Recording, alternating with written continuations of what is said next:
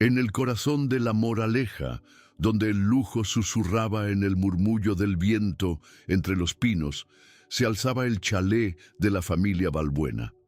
Allí, el silencio no era ausencia de ruido, sino una presencia pulcra, casi palpable, que se extendía sobre los suelos de mármol y las paredes vestidas de arte contemporáneo. En ese universo de orden y opulencia, Elena Ramírez se movía como una sombra, una figura discreta cuya existencia solo se delataba por el brillo impecable que dejaba a su paso. A sus 45 años, la vida de Elena era un puente tendido cada día entre dos mundos. Por la mañana dejaba atrás el bullicio familiar de su barrio en Vallecas, un lugar donde las risas y las preocupaciones se compartían a través de los patios. Por la tarde regresaba a él, llevando consigo el eco de un silencio que pesaba. Todo lo hacía por Sofía, su hermana pequeña, cuya promesa de convertirse en médico era el motor que impulsaba sus días. Elena conocía cada rincón de aquella casa, no solo los visibles, sino también los que se ocultaban en la penumbra. Conocía el crujido de la tercera escalera, el lugar exacto donde el sol de la tarde doraba el parqué del salón y los secretos que se agazapaban tras las puertas cerradas. Era una observadora nata, una habilidad forjada en una vida que le había enseñado a leer a las personas en sus gestos, no en sus palabras. Pero desde hacía unos meses, una sombra distinta había comenzado a cernirse sobre la casa. No era una sombra proyectada por los muebles de diseño ni por los altos muros del jardín. Era una frialdad que emanaba de la prometida del señor de la casa, la deslumbrante Isabel de Alarcón, una mujer cuya belleza parecía tallada en hielo. Y el blanco de esa frialdad era el pequeño Mateo. Mateo, con sus 8 años y sus ojos grandes y tristes, era el heredero de todo aquel imperio. Pero desde la muerte de su madre, 2 años atrás, se había convertido en un pequeño fantasma que vagaba por su propia casa, un niño retraído y melancólico cuyo único refugio eran sus figuras de acción y los recuerdos que atesoraba en silencio. Elena comenzó a notar pequeños detalles, fisuras en la perfecta fachada de la casa Balbuena. Un plato de lentejas que Mateo adoraba, devuelto a la cocina intacto, mientras el niño juraba habérselo comido todo. Su figura de acción favorita, el capitán invencible, encontrada en la papelera con un brazo roto, un accidente que Mateo no sabía explicar entre lágrimas ahogadas. Veía el temblor casi imperceptible en la mano del niño cada vez que Isabel entraba en la habitación, un encogerse de hombros instintivo como un animalito que espera un golpe. Isabel, por su parte, nunca levantaba la voz. Su crueldad era un veneno administrado en dosis pequeñas y precisas, con una sonrisa en los labios y palabras que sonaban a cariño, pero que dejaban un regusto a ceniza. La pregunta que atormentaba a Elena mientras pulía la plata o aspiraba las alfombras ya no era si algo iba mal. La certeza se había instalado en su pecho como una piedra fría. La verdadera pregunta era ¿hasta dónde llegaría la oscuridad que veía crecer día tras día en los ojos de un niño que estaba perdiendo la luz? En la soledad de Mateo, Elena veía un eco de su propia infancia, una niñez marcada por la escasez y la necesidad de hacerse invisible para sobrevivir. Su vida se había regido siempre por una regla no escrita: no meterse en líos, agachar la cabeza y trabajar duro por el futuro de Sofía. Ser invisible era su armadura. Sin embargo, ver cómo el brillo en los ojos de Mateo se apagaba, cómo su pequeña espalda se encorvaba un poco más cada día, despertó en ella un instinto que no sabía que poseía. Un instinto feroz, protector, casi maternal. Nació en ella un deseo profundo de devolverle la seguridad a ese niño, de volver a escuchar una risa que apenas recordaba haberle oído. Proteger a Mateo se convirtió en una necesidad que chocaba frontalmente con su instinto de supervivencia. Desafiar a Isabel de Pez, Alarcón, no era solo enfrentarse a la futura señora de la casa, era arriesgar el pan de su familia, el sueño por el que tanto había luchado, la carrera de medicina de su hermana. ¿Quién le creería a ella, la asistenta, frente a la palabra de una mujer tan poderosa y respetada? El conflicto que bullía en su interior encontró su prueba definitiva una tarde de martes. Mientras limpiaba a fondo el cuarto de invitados, una habitación apenas usada, su mano tropezó con algo blando en el fondo de un armario. Era el osito de peluche de Mateo, un viejo compañero de pelpa raída que el niño había perdido hacía semanas. Lo sacó a la luz y el corazón se le encogió. Al osito le faltaba un ojo de botón, arrancado con saña. Pero lo peor eran las pequeñas marcas oscuras, casi imperceptibles, disimuladas en la felpa del lomo. Eran quemaduras, pequeñas, redondas y deliberadas. Quemaduras de cigarrillo. Aquella fue la prueba física de una tortura que hasta entonces solo había intuido. Isabel no dejaba marcas en la piel del niño. Su método era más sutil, más perverso. Estaba diseñado para quebrar el espíritu de Mateo, para hacerlo parecer un niño problemático, inestable y difícil a los ojos de su propio padre. Ricardo Balbuena era un titán en el mundo de las finanzas, un hombre capaz de anticipar los vaivenes de la bolsa con una precisión asombrosa. Sin embargo, en su propia casa era ciego. Ciego por el duelo que aún no había superado, y ciego por el encanto calculado de su nueva prometida, que le ofrecía un bálsamo para su soledad. Para él, el comportamiento huraño de su hijo era solo una fase, una rabieta prolongada por la pérdida de su madre. Escuchaba las quejas de Isabel sobre la desobediencia y las mentiras de Mateo, y asentía con cansancio, confiando en el juicio de la mujer que iba a convertirse en su esposa. No podía imaginar que cada palabra de ella era un ladrillo más en el muro que lo separaba de su hijo. Lo que estaba en juego en aquellos pasillos silenciosos no era solo la felicidad de un niño, sino su cordura. Si Elena no actuaba, Mateo podría quedar dañado para siempre, convencido de que él era el problema, de que no merecía ser querido.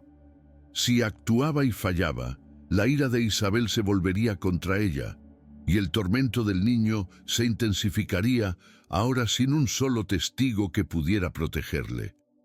Isabel de Alarcón era una arquitecta de la manipulación. Proveniente de una familia de buena cuna venida a menos, veía en Ricardo Balbuena no a un hombre al que amar, sino un imperio que conquistar. El matrimonio era su salvación, su billete de vuelta a un mundo de privilegios que creía merecer por derecho de nacimiento. Mateo era el único obstáculo en su plan maestro. Era el heredero legítimo, el lazo de sangre que unía a Ricardo con su difunta esposa. Isabel sabía que nunca podría reemplazar a la primera señora Balbuena en el corazón del millonario, pero sí podía borrar su legado. Y Mateo era el legado viviente. Su objetivo era sutil pero implacable: aislar al niño, presentarlo como un caso perdido y con el tiempo convencer a Ricardo de que la mejor solución era un internado de élite en Suiza. Lejos, muy lejos. Así, el camino quedaría libre para ella y para los hijos que planeaba tener, los verdaderos y únicos herederos del imperio Balbuena. Su inteligencia y su belleza eran las armas que usaba en público. En privado, su verdadera naturaleza se revelaba, una personalidad calculadora y carente de empatía, capaz de cualquier cosa para no volver a la mediocridad de la que había escapado. La crueldad hacia Mateo no era un acto de maldad impulsiva, sino una necesidad estratégica. Así comenzó la transformación de Elena. La mujer invisible que se deslizaba por los pasillos decidió convertirse en una fuerza. El miedo no desapareció, pero encontró un propósito más grande que él. Ya no se trataba solo de limpiar la casa, sino de proteger el único hogar verdadero que le quedaba a un niño, su inocencia. Empezó a actuar en secreto, con la misma discreción con la que realizaba sus tareas. Su teléfono móvil, antes usado solo para hablar con su hermana, se convirtió en su herramienta. Dejó de ser solo la asistenta para convertirse en una guardiana silenciosa, en una cronista de la verdad oculta.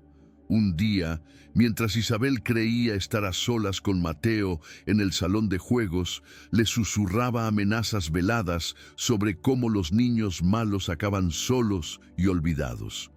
Elena, que limpiaba en la habitación contigua, activó la grabadora de audio de su móvil y lo deslizó bajo la puerta. El archivo de sonido era de mala calidad, pero la frialdad en la voz de Isabel era nítida. Otra vez encontró un dibujo de Mateo roto en la papelera de la cocina, un dibujo de su padre, su madre y él mismo. Con cuidado, sacó los trozos y les hizo una foto antes de tirarlos. Anotaba en una pequeña libreta las fechas, los incidentes, los cambios de humor del niño. Creaba un mapa de la tristeza, un diario de la guerra silenciosa que se libraba en aquella casa. Este camino la obligó a superar su pasividad innata, a encontrar un coraje que no sabía que poseía. El miedo a ser descubierta era constante, un nudo en el estómago que la acompañaba día y noche. Pero la imagen del osito quemado era un recordatorio constante de por qué no podía rendirse. Sabía que no podía hacerlo sola. Necesitaba ayuda. Una tarde, en su día libre, se reunió con su primo Javier, que trabajaba en una pequeña empresa de seguridad privada.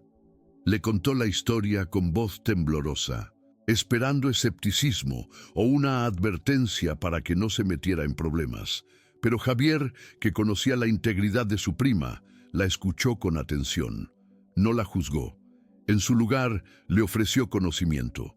Le enseñó a usar la tecnología a su favor, a recuperar archivos borrados, a entender cómo funcionaban las redes Wi-Fi y las cámaras de vigilancia. De observadora pasiva, Elena comenzó a transformarse en estratega. Cada día en la mansión se convirtió en una misión. Analizaba las rutinas de Isabel, sus puntos ciegos, los momentos en los que bajaba la guardia. Aprendió a leer el lenguaje corporal de la mujer, a anticipar sus movimientos. Ya no solo limpiaba el polvo de los muebles, sino que buscaba pruebas en cada rincón. Hubo momentos en los que estuvo a punto de ser descubierta. Una vez, Isabel entró en la cocina de improviso, mientras Elena fotografiaba un juguete que acababa de romper. Elena tuvo que esconder el móvil en el cubo de la basura orgánica, con el corazón latiéndole en la garganta y fingir que buscaba una bayeta. Otra vez, Isabel la interrogó sobre por qué pasaba tanto tiempo limpiando el despacho de Ricardo. Elena, con una calma que le sorprendió a sí misma, explicó que los equipos informáticos acumulaban mucho polvo y requerían un cuidado especial. Isabel la miró con sus ojos fríos y calculadores, pero no encontró ninguna fisura en su compostura. Elena empezó a tejer pequeños actos de resistencia. Cuando Isabel le negaba el postre a Mateo, Elena le dejaba una galleta escondida en el bolsillo de su abrigo. Cuando le quitaba un libro, Elena le contaba la historia de memoria mientras hacía su cama. Eran gestos pequeños, pero para Mateo eran anclas en un mar de confusión y miedo. El niño, sin entender del todo lo que ocurría, empezó a confiar en ella. A veces, sin decir una palabra, se acercaba y le apretaba la mano. En esos momentos, Elena sentía que todo el riesgo, todo el miedo merecía la pena. Ya no luchaba solo por un principio de justicia, sino por aquel pequeño que había depositado en ella su última esperanza. La noticia de la fiesta de compromiso cayó como una bomba. Ricardo e Isabel anunciarían su futuro matrimonio ante la flor y nata de la sociedad madrileña. Cientos de invitados, un catering de lujo, música en directo en los jardines del chalet. Para Isabel era su coronación. Para Elena era su única oportunidad. Sabía que necesitaba una prueba irrefutable, algo que Ricardo no pudiera negar ni racionalizar. Una grabación de audio o una foto podían ser discutidas, sacadas de contexto. Necesitaba que él viera la verdad con sus propios ojos, en tiempo real. Y la fiesta, con su caos y su multitud de distracciones, era el escenario perfecto. Con la ayuda de Javier, idearon un plan audaz y arriesgado. La noche antes de la fiesta, mientras la casa bullía con los preparativos, Javier, haciéndose pasar por un técnico del equipo de sonido, instaló una minúscula cámara inalámbrica en la biblioteca. Un lugar que Elena sabía que Isabel usaba a menudo para reprender a Mateo lejos de miradas indiscretas.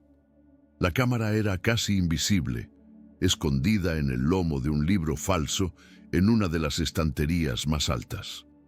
La señal se transmitiría directamente a una tablet, una que Elena prepararía para Ricardo. El plan dependía de muchos factores: que Isabel llevara a Mateo a la biblioteca, que Ricardo mirase la tablet en el momento justo, que la tecnología no fallara. Era una apuesta a todo o nada. La noche de la fiesta, el aire vibraba con una mezcla de perfume caro y falsa cordialidad. Elena se movía entre los invitados, sirviendo canapés, con una serenidad exterior que ocultaba un torbellino de ansiedad. Observaba a Ricardo, sonriente y relajado, ajeno a la tormenta que estaba a punto de desatarse en su propia casa. A mitad de la velada llegó el momento. Elena se acercó a Ricardo con la tablet en las manos. Con voz calmada le dijo: «Señor Balbuena, he preparado una pequeña sorpresa, un pase de diapositivas con fotos antiguas de su familia, un pequeño homenaje. Pensé que sería un bonito detalle para esta noche». Ricardo, conmovido por el gesto, cogió la tablet. «Gracias, Elena, eres muy amable». La pantalla mostraba una foto de sus padres en su juventud. Elena le había explicado que las fotos irían pasando solas. Lo que él no sabía era que, con un simple toque en una esquina de la pantalla, la presentación se minimizaría para revelar la señal de vídeo en directo. Elena se retiró, con el corazón desbocado. La primera parte del plan estaba en marcha. Ahora solo quedaba esperar a que la presa cayera en la trampa. No tuvo que esperar mucho. Un fotógrafo intentaba reunir a la feliz pareja con Mateo para una foto familiar. El niño, abrumado y asustado, se negaba a sonreír. La sonrisa de Isabel se tensó, convirtiéndose en una máscara de hielo. Con una dulzura venenosa que solo Elena pudo reconocer, le dijo a Ricardo: «Cariño, voy a llevar a Mateo dentro un momento. Está un poco nervioso, necesita calmarse». Lo arrastró suavemente de la mano hacia el interior de la casa, directamente hacia la biblioteca. Elena sintió una descarga eléctrica. Era el momento. Con la mirada, buscó a Ricardo entre la multitud. Lo vio mirando la tablet, frunciendo el ceño, probablemente extrañado porque las fotos se habían detenido. Elena rezó para que su curiosidad fuera más fuerte que su distracción. Dentro de la biblioteca, lejos de las miradas de los invitados, la máscara de Isabel se desprendió por completo. Su rostro se contrajo en una mueca de pura rabia. Agarró al niño del brazo, clavándole las uñas. «¿Crees que puedes arruinar mi noche? ¿Crees que te vas a salir con la tuya, pequeño estorbo?», siseó con la voz cargada de veneno. «Después de la boda, vas a desaparecer de nuestras vidas. Te enviaré tan lejos que tu padre se olvidará hasta de tu nombre». Cada palabra era un golpe, un latigazo invisible que hacía temblar al pequeño Mateo. El niño no lloraba, simplemente la miraba con los ojos abiertos por el pánico paralizado. En ese preciso instante la puerta de la biblioteca se abrió. Era Elena. No dijo nada, simplemente se interpuso entre Isabel y Mateo, colocando una mano protectora sobre el hombro del niño. Su mirada no era de miedo ni de ira.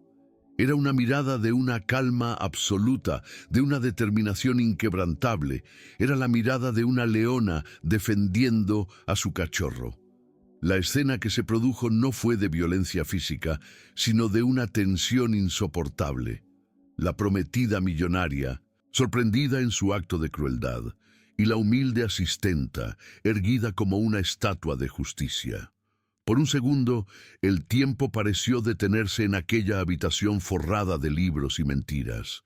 Mientras tanto, en el jardín, Ricardo Balbuena tocaba la pantalla de la tablet, extrañado por la interrupción de las diapositivas, y entonces lo vio.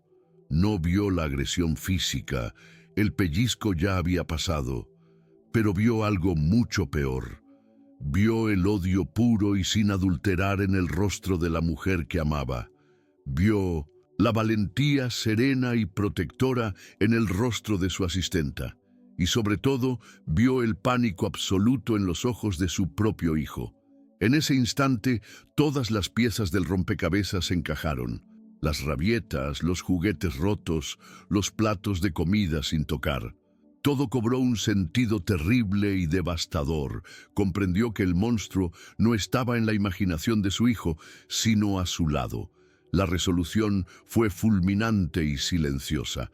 Ricardo no gritó, no montó una escena, simplemente se levantó, dejó la copa de champán en una mesa y caminó con paso firme hacia la biblioteca, mientras los invitados lo observaban, confusos. Abrió la puerta y sus ojos se encontraron con los de Isabel. Ella intentó recomponerse, forzar una sonrisa. Ricardo, cariño, Mateo se estaba portando un poco mal, pero ya está todo bien. Pero su voz tembló. Vio la tablet en la mano de Ricardo y su rostro palideció. Lo supo. Ricardo no le dirigió la palabra a ella. Se arrodilló frente a su hijo. Lo abrazó con una fuerza que contenía años de culpa y ceguera y le susurró al oído: «Perdóname, hijo, perdóname. Papá está aquí. Ya nadie volverá a hacerte daño». Luego, se levantó y miró a Elena. En sus ojos no había solo gratitud, sino un profundo respeto. «Gracias», le dijo en un susurro que lo contenía todo. Finalmente, se volvió hacia Isabel. Su voz fue tranquila, pero cortante como el filo de un bisturí. «Vete de mi casa, ahora». El compromiso se rompió esa misma noche. La fiesta terminó en un murmullo de escándalo y especulación. Las pruebas que Elena había reunido con tanto esmero, la grabación de audio, las fotos, el testimonio de su primo, aseguraron que Isabel no solo afrontara su ruina social, sino también las consecuencias legales de sus actos. Su imperio de mentiras se había derrumbado. Para Mateo, el camino de la curación fue lento, pero firme. Con la ayuda de su padre, ahora presente y atento, y con el apoyo constante de Elena, la luz comenzó a regresar a sus ojos. Un día, semanas después, mientras jugaba en el jardín, soltó una carcajada, una risa limpia, infantil y sonora. Ricardo, que lo observaba desde la ventana, sintió que volvía a respirar por primera vez en mucho tiempo. Ricardo se aseguró de que el futuro de Sofía, la hermana de Elena, estuviera garantizado. No como un pago, sino como un gesto de profunda gratitud hacia la mujer que le había devuelto a su hijo. Pero Elena no aceptó nada más. Su recompensa era ver la sonrisa de Mateo, saber que estaba a salvo. Siguió trabajando en la casa, pero ya no era una sombra. Era parte de la familia, una guardiana silenciosa cuya fuerza había salvado a un niño. Historias como esta nos recuerdan que la verdadera fortaleza no siempre hace ruido. A menudo reside en los actos silenciosos de personas ordinarias que deciden hacer lo extraordinario. Si este mensaje resuena contigo y crees que puede inspirar a otros, te invitamos a suscribirte al canal para ayudarnos a continuar sembrando esperanza. La historia de Elena y Mateo nos enseña que el valor de una persona no se mide por su cuenta bancaria o su estatus social, sino por la magnitud de su coraje y la profundidad de su compasión. Nos demuestra que la fuerza para hacer lo correcto puede surgir de los lugares más insospechados y que a veces la persona que parece más invisible es la que tiene el poder de cambiarlo todo. La bondad es una fuerza silenciosa, pero implacable. No necesita gritar para ser escuchada. Actúa en la penumbra, protege sin pedir nada a cambio y, al final, siempre encuentra la manera de desenmascarar la oscuridad y devolver la esperanza. Es un recordatorio de que en un mundo a menudo indiferente, un solo acto de valentía puede volver a encender la luz en el corazón de alguien. La jornada de ellos nos enseña que la compasión es la luz más poderosa. Si deseas que más historias como esta iluminen otros corazones, tu suscripción al canal nos da la fuerza para continuar esta misión. Gracias por acompañarnos. La mano de Elena se detuvo a medio camino, suspendida sobre la boca de la bolsa de basura. Allí, entre los restos de un desayuno de lujo y servilletas de lino, yacía el capitán invencible. O lo que quedaba de él. La figura de acción favorita de Mateo, un muñeco de plástico que había librado 1000 batallas imaginarias en la alfombra del salón, estaba rota por la mitad. No era una rotura limpia, de esas que provoca una caída accidental. Era un quiebre brutal, deliberado, como si alguien lo hubiera partido por la cintura con una fuerza fría y precisa. El silencio del chalet de la Moraleja pareció hacerse más denso, casi opresivo, y por un instante Elena sintió que no estaba limpiando una casa, sino la escena de un crimen silencioso. Aquella mujer de 45 años, de manos curtidas por el trabajo y mirada serena, era un fantasma por elección. Cada mañana dejaba su mundo en Vallecas, un barrio donde la vida bullía en las calles, para adentrarse en aquel universo de orden y opulencia. Lo hacía por Sofía, su hermana pequeña, cuyo sueño de ser médico era el motor que la impulsaba a cruzar Madrid cada día. Su invisibilidad era su armadura, una herramienta de supervivencia que le permitía navegar por los pasillos de mármol sin ser vista, sin molestar, garantizando el sustento que pagaría los libros y la matrícula. Era una observadora nata, una habilidad forjada en una vida que le había enseñado que los secretos más grandes no se dicen con palabras, sino que se esconden en los gestos. Pero desde hacía meses, los gestos en la casa Balbuena hablaban de una tormenta que nadie más parecía ver. La fuente de esa tormenta era la deslumbrante Isabel de Alarcón, la prometida del señor de la casa, una mujer cuya belleza parecía esculpida en hielo. Y el objetivo de su fría ira era el pequeño Mateo. Elena había visto el plato de lentejas, el favorito del niño, volver intacto a la cocina mientras él juraba con ojos llorosos habérselo comido todo. Había notado el temblor casi imperceptible en la mano de Mateo cada vez que Isabel entraba en la habitación. La certeza ya se había instalado en su pecho como una piedra fría. La verdadera pregunta era otra, una mucho más oscura. ¿Hasta dónde llegaría la maldad que veía crecer día tras día en los ojos de un niño que estaba perdiendo la luz? Mateo, con sus 8 años y una tristeza que no le correspondía a su edad, se había convertido en una sombra dentro de su propia casa. Desde la muerte de su madre, 2 años atrás, su risa se había apagado. El inmenso jardín, antes un reino de aventuras, era ahora un paisaje solitario que observaba desde la ventana de su cuarto. Sus juguetes eran sus únicos confidentes, un ejército de plástico que lo protegía de un mundo que se había vuelto confuso y hostil. Era un heredero sin reino, un príncipe exiliado en su propio palacio, cuya única compañía era el eco de los recuerdos.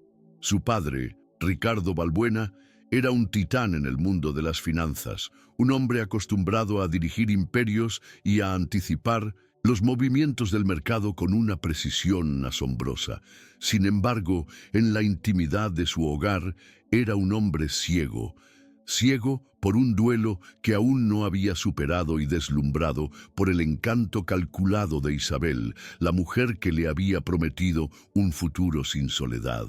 Para él, las rabietas de su hijo, su mutismo y su comportamiento huraño eran solo las secuelas de una pérdida, una fase difícil que el tiempo y la paciencia de su prometida curarían. No podía imaginar que cada palabra tranquilizadora de ella era un ladrillo más en el muro que lo separaba de su hijo. Isabel de Alarcón era una arquitecta de la manipulación. Procedente de una familia de buena cuna, venida a menos, veía en Ricardo Balbuena no a un compañero de vida, sino un imperio que reclamar.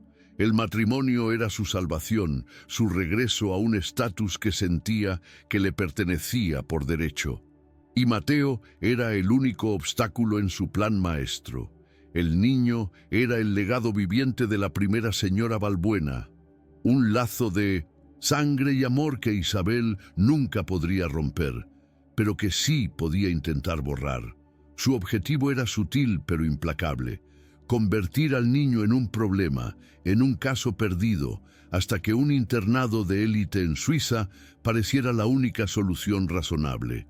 En la soledad de Mateo, Elena veía un reflejo de su propia infancia, una niñez marcada por la necesidad de pasar desapercibida para sobrevivir. Su vida se había regido siempre por una regla no escrita: no buscar problemas, agachar la cabeza y trabajar. Ser invisible le había garantizado la paz y, sobre todo, el empleo que financiaba el futuro de Sofía. Sin embargo, ver cómo la pequeña espalda de Mateo se encorvaba un poco más cada día, cómo sus ojos grandes y curiosos se volvían opacos, despertó en ella un instinto que creía no poseer, un instinto feroz, protector, casi maternal.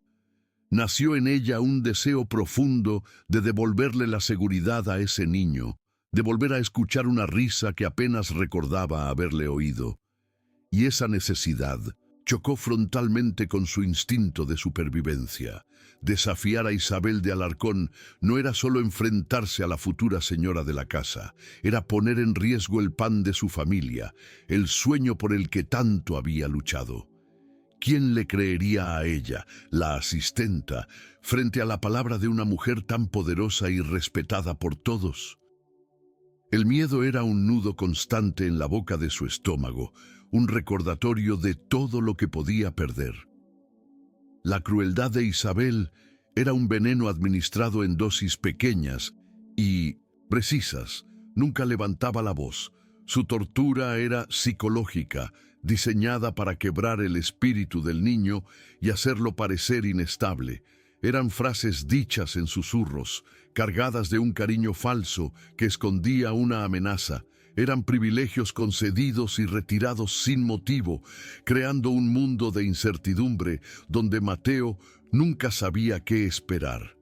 Era un juego perverso diseñado para que el propio niño llegara a creer que él era el problema, que no merecía ser querido. Poco a poco, la mujer invisible que se deslizaba por los pasillos comenzó a transformarse. El miedo no desapareció, pero encontró un propósito más grande que él. Ya no se trataba solo de limpiar el polvo de los muebles, sino de proteger el único hogar verdadero que le quedaba a un niño: su inocencia. Decidió que su invisibilidad, su mayor defensa hasta entonces, podía convertirse en su mejor arma. Si nadie la veía, nadie sospecharía que estaba observando, escuchando, recordando cada detalle. Empezó a tejer pequeños actos de resistencia, gestos minúsculos de bondad en un océano de frialdad. Cuando Isabel le negaba el postre a Mateo por un capricho, Elena le dejaba una galleta escondida en el bolsillo de su abrigo. Cuando le quitaba un libro de cuentos, Elena le narraba la historia de memoria mientras le hacía la cama. No eran grandes batallas, sino pequeñas victorias que le decían al niño, sin palabras, que no estaba solo. Eran anclas de afecto en un mar de confusión y miedo. Y el niño, con la sabiduría intuitiva de los que sufren, comenzó a entender. No sabía lo que ocurría, pero sentía en Elena un refugio. A veces, mientras ella limpiaba su habitación, él se acercaba en silencio y le apretaba la mano durante un segundo. En esos instantes, en ese contacto fugaz, Elena encontraba la fuerza para seguir adelante. Ya no luchaba solo por un abstracto sentido de la justicia, sino por aquel pequeño que había depositado en ella su última esperanza. Fue una tarde de martes, en el silencio del cuarto de invitados, cuando el destino puso en sus manos la prueba que lo cambiaría todo. Una prueba que olía a felpa vieja y a una crueldad que no podía seguir siendo ignorada. Mientras limpiaba a fondo el cuarto de invitados, una habitación apenas usada, su mano tropezó con algo blando en el fondo de un armario. Era el osito de peluche de Mateo, un viejo compañero de felpa raída que el niño había perdido hacía semanas. Lo sacó a la luz y el corazón se le encogió. Al osito le faltaba un ojo de botón arrancado con saña, pero lo peor eran las pequeñas marcas oscuras, casi imperceptibles, disimuladas en la felpa del lomo. Eran quemaduras, pequeñas, redondas y deliberadas. Aquella fue la prueba física de una tortura que hasta entonces solo había intuido. Isabel no dejaba marcas en la piel del niño. Su método era más sutil, más perverso. Estaba diseñado para quebrar el espíritu de Mateo, para hacerlo parecer un niño problemático, inestable y difícil a los ojos de su propio padre. Por primera vez, el miedo de Elena no fue a perder su trabajo, sino a lo que ocurriría si no hacía nada. El miedo a las consecuencias de su silencio se volvió más grande que el miedo a las represalias. En ese instante, la mujer invisible que se deslizaba por los pasillos tomó una decisión. El miedo no desapareció, pero encontró un propósito más grande que él. Ya no se trataba solo de limpiar la casa, sino de proteger el único hogar verdadero que le quedaba a un niño: su inocencia. Decidió que su invisibilidad, su mayor defensa hasta entonces, podía convertirse en su mejor arma. Si nadie la veía, nadie sospecharía que estaba observando, escuchando y sobre todo documentando. Su teléfono móvil, antes usado solo para hablar con su hermana, se convirtió en su herramienta. Dejó de ser solo la asistenta para convertirse en una guardiana silenciosa, en una cronista de la verdad oculta. Un día, mientras Isabel creía estar a solas con Mateo en el salón de juegos, le susurraba amenazas veladas sobre cómo los niños malos acaban solos y olvidados. Elena, que limpiaba en la habitación contigua, activó la grabadora de audio de su móvil y lo deslizó bajo la puerta. El archivo de sonido era de mala calidad, pero la frialdad en la voz de Isabel era nítida. Otra vez encontró un dibujo de Mateo roto en la papelera de la cocina. Un dibujo de su padre, su madre y él mismo. Con cuidado, sacó los trozos y les hizo una foto antes de tirarlos. Anotaba en una pequeña libreta las fechas, los incidentes, los cambios de humor del niño. Creaba un mapa de la tristeza, un diario de la guerra silenciosa que se libraba en aquella casa. Cada prueba era un pequeño ladrillo en el muro de justicia que estaba construyendo en secreto. Este camino la obligó a superar su pasividad innata, a encontrar un coraje que no sabía que poseía. El miedo a ser descubierta era constante, un nudo en el estómago que la acompañaba día y noche.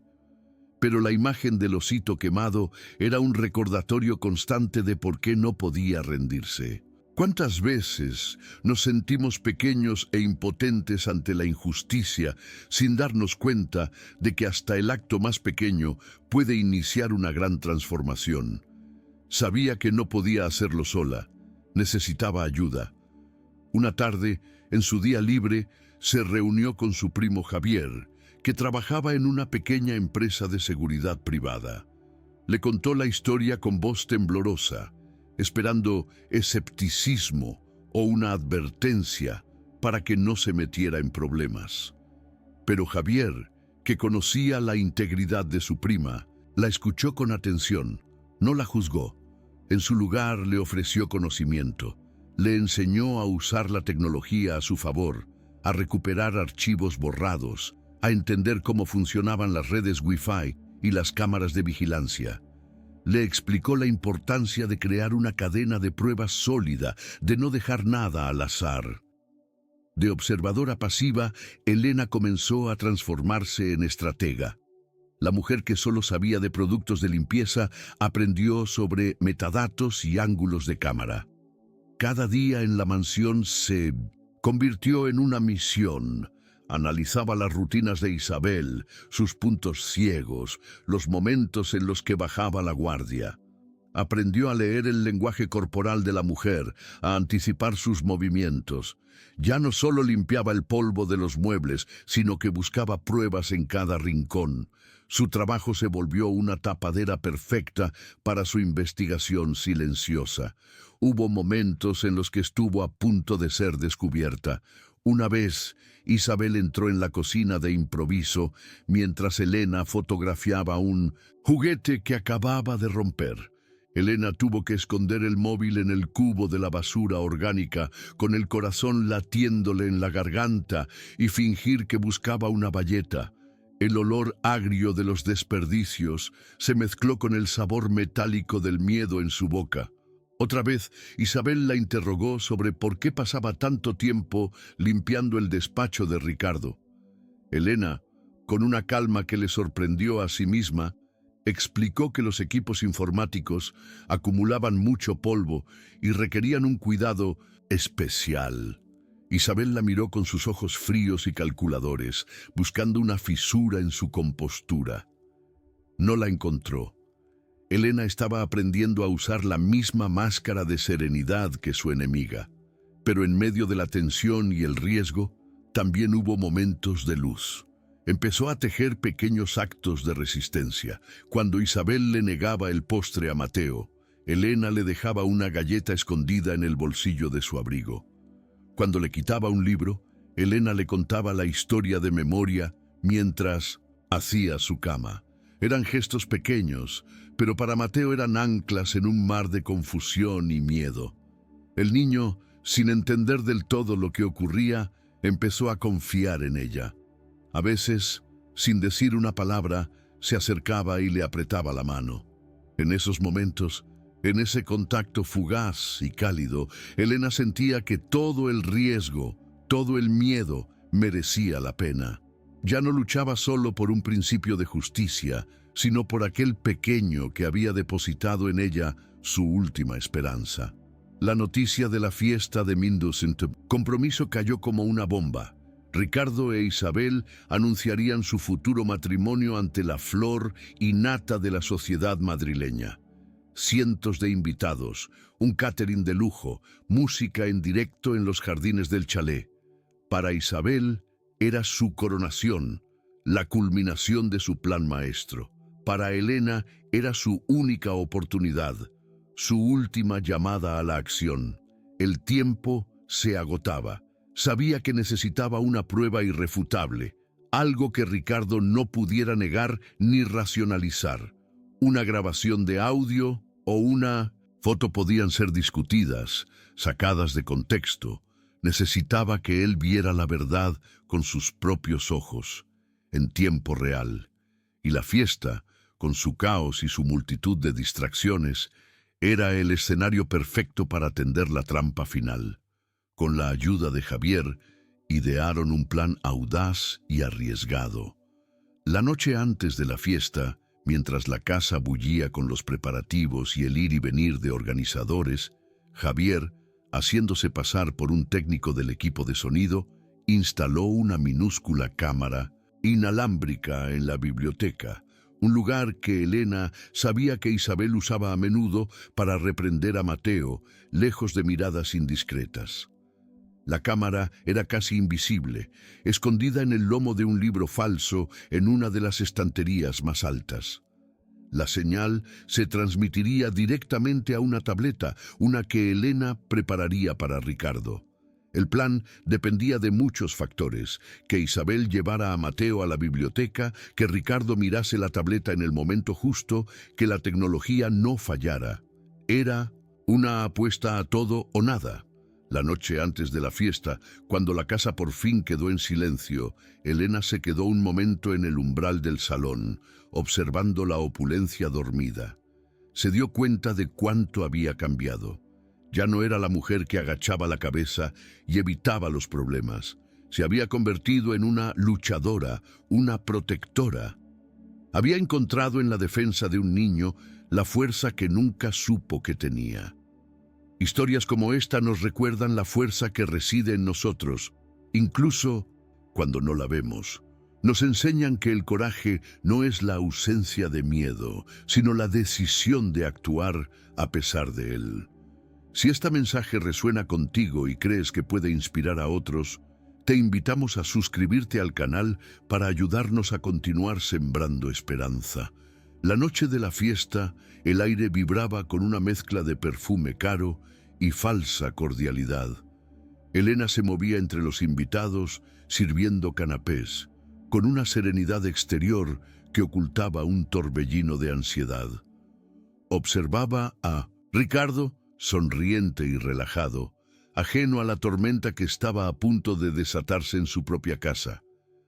Cada sonrisa que él le dedicaba a Isabel era una pequeña punzada en el corazón de Elena, un recordatorio de lo frágil que era su plan y de lo mucho que estaba en juego. A mitad de la velada, cuando la noche había alcanzado su punto álgido de celebración, llegó el momento. Elena se acercó a Ricardo con la tableta en las manos. Su corazón latía con una fuerza que amenazaba con delatarla, pero su voz salió firme y calmada. «Señor Balbuena, he preparado una pequeña sorpresa. Un pase de diapositivas con fotos antiguas de su familia. Un pequeño homenaje. Pensé que sería un bonito detalle para esta noche». Ricardo, conmovido por lo que consideraba un gesto de lealtad y cariño, cogió la tableta. «Gracias, Elena. Eres muy amable». La pantalla mostraba una foto de sus padres en su juventud, un recuerdo tierno que le hizo sonreír. Elena le había explicado que las fotos irían pasando solas, una tras otra. Lo que él no sabía era que, con un simple toque en una esquina de la pantalla, la presentación se minimizaría para revelar la señal de vídeo en directo de una verdad que estaba a punto de estallar. Elena se retiró con la discreción de siempre, fundiéndose de nuevo entre el personal de servicio. La primera parte del plan estaba en marcha. Ahora solo quedaba esperar a que la presa cayera en la trampa. No tuvo que esperar mucho. Un fotógrafo, ansioso por capturar la imagen perfecta de la noche, intentaba reunir a la feliz pareja con Mateo para una foto familiar. El niño, abrumado por el ruido, las luces y la multitud de extraños, se negaba a sonreír. Su rostro era una pequeña máscara de angustia. La sonrisa de Isabel se tensó, convirtiéndose en una mueca de hielo apenas perceptible para los demás, pero evidente para Elena. Con una dulzura venenosa que solo la asistenta pudo reconocer, le dijo a Ricardo: «Cariño, voy a llevar a Mateo dentro un momento. Está un poco nervioso, necesita calmarse». Lo tomó suavemente de la mano, pero su agarre era firme, casi doloroso, y lo arrastró hacia el interior de la casa, directamente hacia la biblioteca. Elena sintió una descarga eléctrica recorrer su cuerpo. Era el momento. Con la mirada, buscó a Ricardo entre la multitud. Lo vio mirando la tableta, frunciendo el ceño, probablemente extrañado porque las fotos se habían detenido. Elena rezó con todas sus fuerzas para que su curiosidad fuera más fuerte que su distracción, para que hiciera ese simple gesto que lo cambiaría todo. Dentro de la biblioteca, lejos de las miradas de los invitados, la máscara de Isabel se desprendió por completo. Su rostro se contrajo en una mueca de pura rabia. Agarró al niño del brazo con fuerza, clavándole las uñas. ¿Crees que puedes arruinar mi noche? ¿Crees que te vas a salir con la tuya, pequeño estorbo? Siseó, con la voz cargada de un veneno que helaba la sangre. Mateo no lloraba, simplemente la miraba con los ojos abiertos por el pánico, completamente paralizado. Después de la boda, vas a desaparecer de nuestras vidas.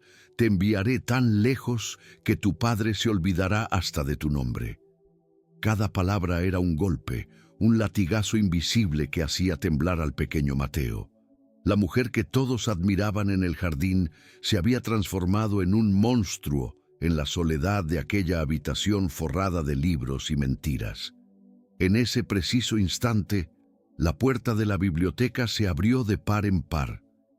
Era Elena. No dijo nada. No necesitaba hacerlo.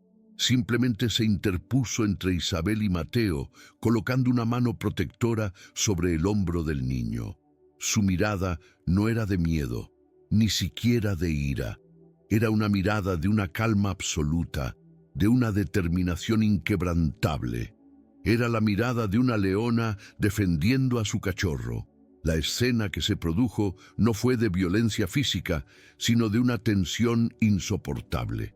La prometida millonaria, sorprendida en su acto de crueldad, y la humilde asistenta, erguida como una estatua de justicia, silenciosa. Por un segundo eterno, el tiempo pareció detenerse en aquella habitación, un campo de batalla donde se enfrentaban la oscuridad y una inesperada luz. Mientras tanto, en el jardín, Ricardo Balbuena tocaba la pantalla de la tableta, extrañado por la interrupción de las diapositivas. Y entonces lo vio. No vio la agresión física. El pellizco ya había pasado. Pero vio algo mucho peor. Vio el odio puro y sin adulterar en el rostro de la mujer que amaba, dirigido hacia su propio hijo. Vio la valentía serena y protectora en el rostro de su asistenta. Y sobre todo, vio el pánico absoluto en los ojos de Mateo. En ese instante, todas las piezas del rompecabezas encajaron en su mente con una claridad dolorosa. Las rabietas inexplicables, los juguetes rotos, los platos de comida sin tocar, las mentiras que Isabel le contaba con tanta convicción. Todo cobró un sentido terrible y devastador. Comprendió que el monstruo no estaba en la imaginación de su hijo, sino a su lado, sonriéndole, o cada día. La resolución fue fulminante y silenciosa. Ricardo no gritó, no montó una escena. Simplemente se levantó, dejó la copa de champán en una mesa con un gesto preciso y caminó con paso firme hacia la biblioteca, mientras los invitados lo observaban confusos, interrumpiendo sus conversaciones. El murmullo de la fiesta se fue apagando a su paso. Abrió la puerta y sus ojos se encontraron con los de Isabel. Ella intentó recomponerse, forzar una sonrisa, pero era demasiado tarde. Ricardo: «Cariño, Mateo se estaba portando un poco mal, pero ya está todo bien». Pero su voz tembló. Vio la tableta en la mano de Ricardo y su rostro palideció. Lo supo que había perdido. Ricardo no le dirigió la palabra a ella. Su mirada la atravesó como si fuera de cristal. Se arrodilló frente a su hijo, lo abrazó con una fuerza que contenía años de culpa y ceguera y le susurró al oído: «Perdóname, hijo, perdóname. Papá está aquí. Ya nadie volverá a hacerte daño, nunca más». Luego se levantó y miró a Elena. En sus ojos no había solo gratitud, sino un profundo y abrumador respeto. «Gracias», le dijo en un susurro que lo contenía todo. Finalmente, se volvió hacia Isabel. Su voz fue tranquila, pero cortante como el filo de un bisturí. «Vete de mi casa, ahora». El compromiso se rompió esa misma noche. La fiesta terminó en un murmullo de escándalo y especulación que se extendería por todo Madrid en los días siguientes. Las pruebas que Elena había reunido con tanto esmero, la grabación de audio, las fotos, el testimonio de su primo, aseguraron que Isabel no solo afrontara su ruina social, sino también las consecuencias legales de sus actos. Su imperio de mentiras se había derrumbado como un castillo de naipes. Para Mateo, el camino de la curación fue lento, pero firme. Con la ayuda de su padre, ahora presente y atento como nunca antes, y con el apoyo constante de Elena, la luz comenzó a regresar a sus ojos. Un día, semanas después, mientras jugaba en el jardín, soltó una carcajada, una risa, limpia, infantil y sonora. Ricardo, que lo observaba desde la ventana, sintió que volvía a respirar por primera vez en mucho tiempo. Ricardo se aseguró de que el futuro de Sofía, la hermana de Elena, estuviera garantizado, no como un pago, sino como un gesto de profunda gratitud hacia la mujer que le había devuelto a su hijo. Pero Elena no aceptó nada más. Su recompensa era ver la sonrisa de Mateo, saber que estaba a salvo. Siguió trabajando en la casa, pero ya no era una sombra. Era parte de la familia, una guardiana silenciosa cuya fuerza había salvado a un niño. Historias como esta nos recuerdan que la verdadera fortaleza no siempre hace ruido. A menudo reside en los actos silenciosos de personas ordinarias que deciden hacerlo extraordinario. Si este mensaje resuena contigo y crees que puede inspirar a otros, te invitamos a suscribirte al canal para ayudarnos a continuar sembrando esperanza. La historia de Elena y Mateo nos enseña que el valor de una persona no se mide por su cuenta bancaria o su estatus social, sino por la magnitud de su coraje y la profundidad de su compasión. Nos demuestra que la fuerza para hacer lo correcto puede surgir de los lugares más insospechados y que a veces la persona que parece más invisible es la que tiene el poder de cambiarlo todo. La bondad es una fuerza silenciosa pero implacable. No necesita gritar para ser escuchada. Actúa en la penumbra, protege sin pedir nada a cambio y, al final, siempre encuentra la manera de desenmascarar la oscuridad y devolver la esperanza. Es un recordatorio de que en un mundo a menudo indiferente, un solo acto de valentía puede volver a encender la luz en el corazón de alguien. La jornada de ellos nos enseña que la compasión es la luz más poderosa. Si deseas que más historias como esta iluminen otros corazones, tu suscripción al canal nos da la fuerza para continuar esta misión.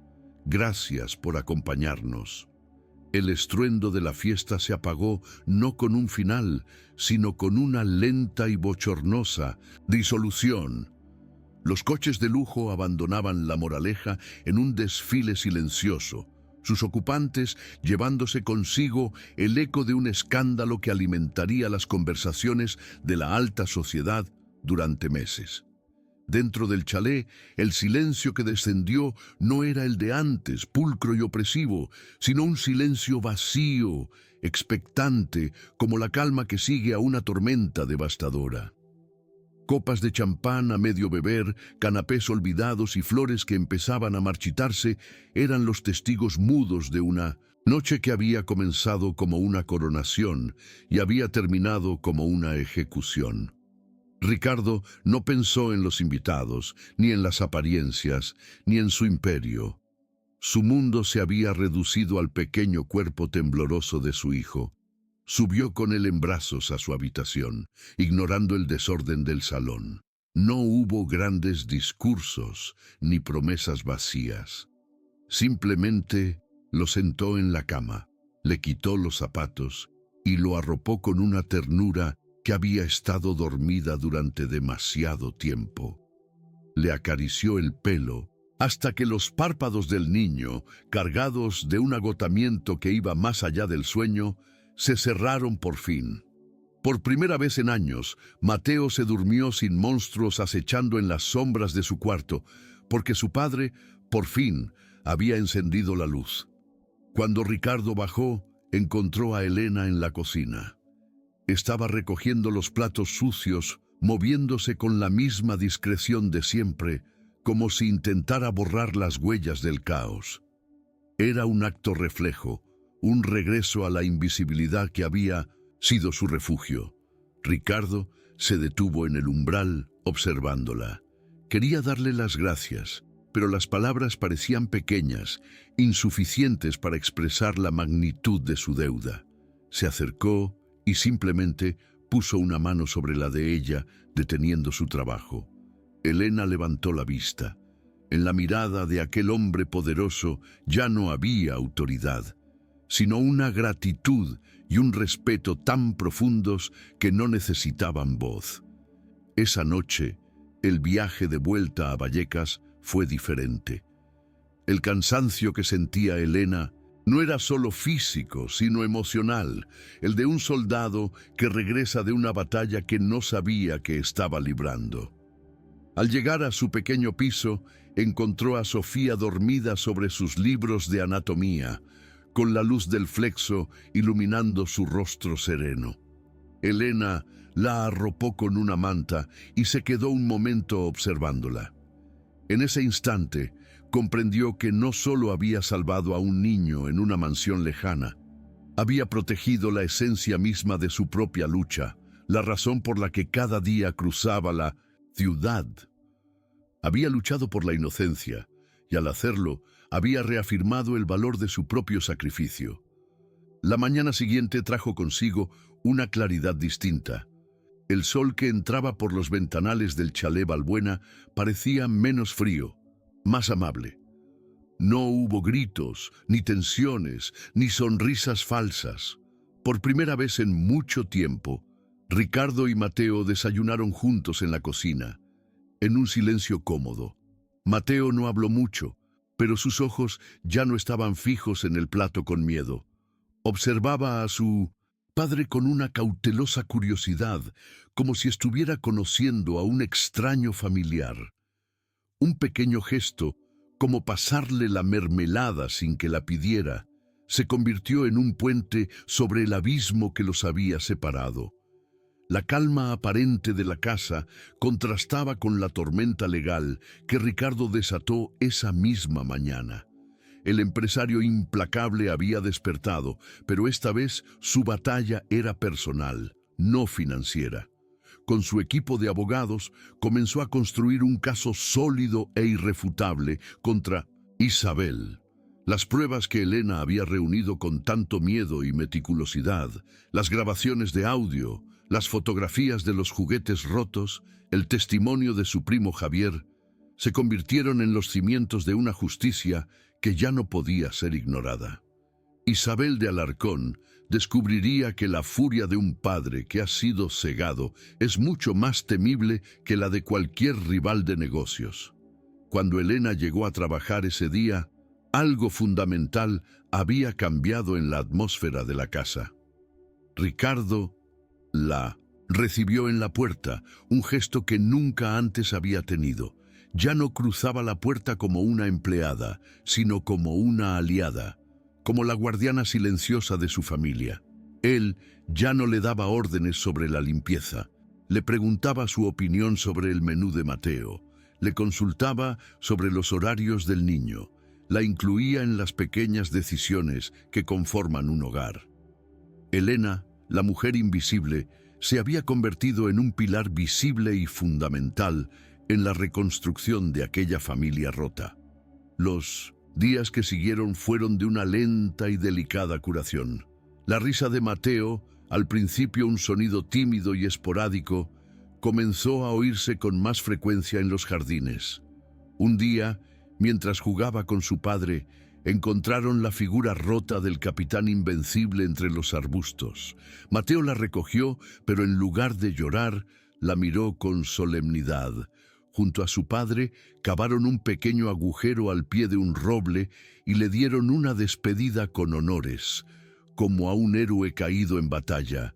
Era un ritual, sencillo, pero simbólico. Estaban enterrando el pasado y plantando la semilla de un nuevo comienzo. Desde la ventana de la cocina, Elena los observaba. No sentía orgullo ni vanidad, sino una profunda y serena paz. La victoria que había conseguido no era ruidosa ni espectacular. Era la victoria silenciosa de la bondad sobre la crueldad, de la valentía sobre el miedo. Se dio cuenta de que, al luchar por Mateo, también se había liberado a sí misma. La mujer que siempre había agachado la cabeza y había evitado los problemas. Había descubierto una fuerza que no sabía que poseía. Había encontrado su voz en el silencio, y esa voz había sido lo suficientemente poderosa como para derribar un imperio de mentiras. Poco a poco, la casa Balbuena comenzó a sanar. El silencio pulcro y opresivo fue reemplazado por el sonido de unos pies pequeños corriendo por el pasillo, por las notas torpes de un piano que volvía a ser tocado, por las conversaciones tranquilas entre un padre y un hijo que se redescubrían.